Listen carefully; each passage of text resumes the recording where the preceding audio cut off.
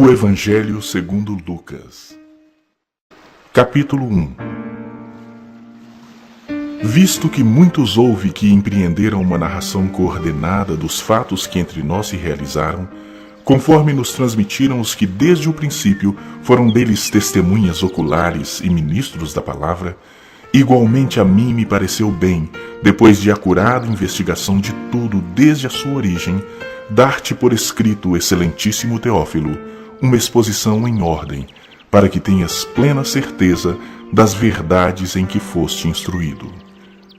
Nos dias de Herodes, rei da Judéia, houve um sacerdote chamado Zacarias, do turno de Abias. Sua mulher era das filhas de Arão e se chamava Isabel. Ambos eram justos diante de Deus, vivendo irrepreensivelmente em todos os preceitos e mandamentos do Senhor. E não tinham filhos, porque Isabel era estéril, sendo eles avançados em dias. Ora, aconteceu que, exercendo ele diante de Deus o sacerdócio na ordem do seu turno, coube-lhe por sorte, segundo o costume sacerdotal, entrar no santuário do Senhor para queimar o incenso. E durante esse tempo, toda a multidão do povo permanecia da parte de fora, orando. E eis que lhe apareceu um anjo do Senhor, em pé, à direita do altar do incenso. Vendo, Zacarias turbou-se e apoderou-se dele o temor.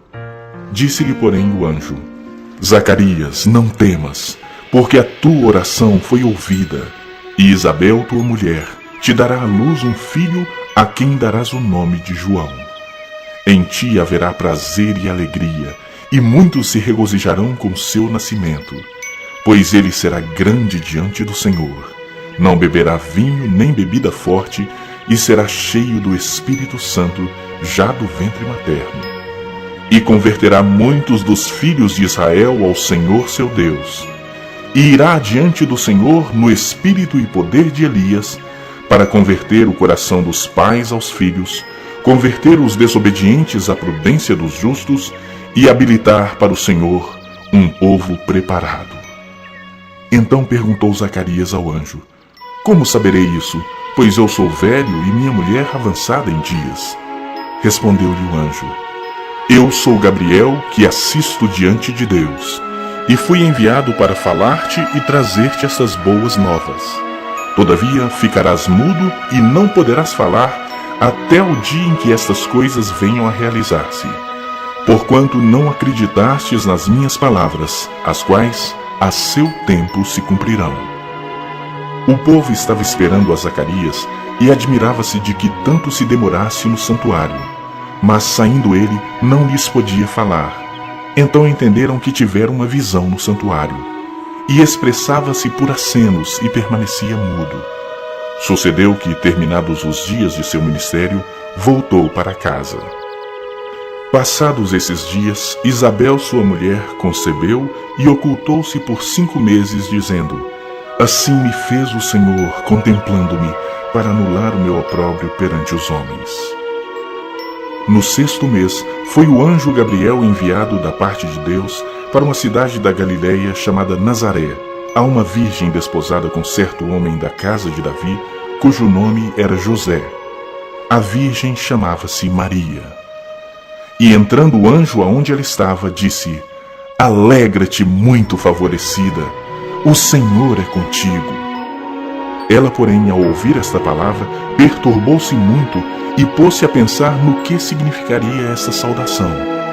Mas o anjo lhe disse: Maria, não temas, porque achaste graça diante de Deus.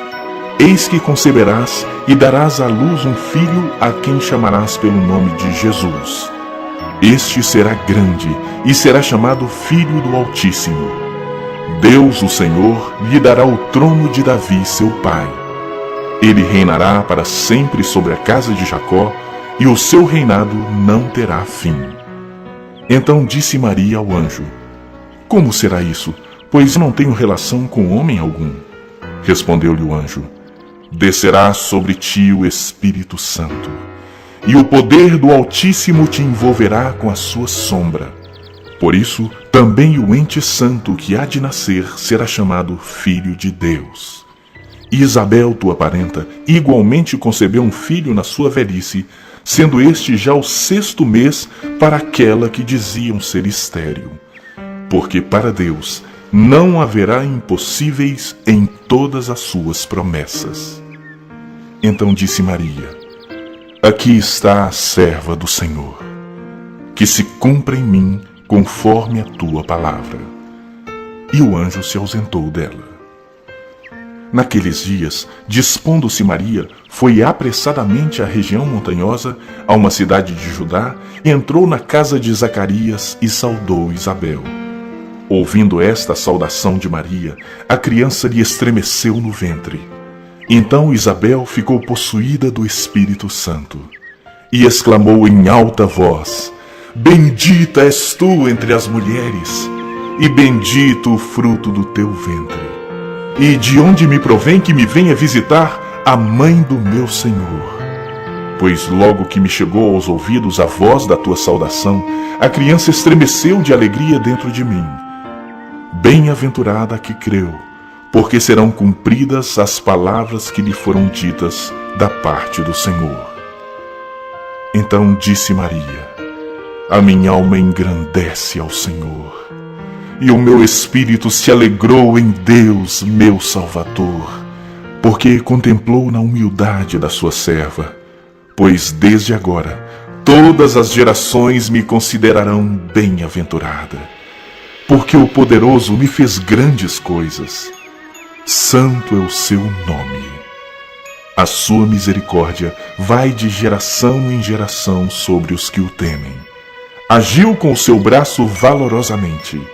Dispersou os que no coração alimentavam pensamentos soberbos. Derribou do seu trono os poderosos e exaltou os humildes.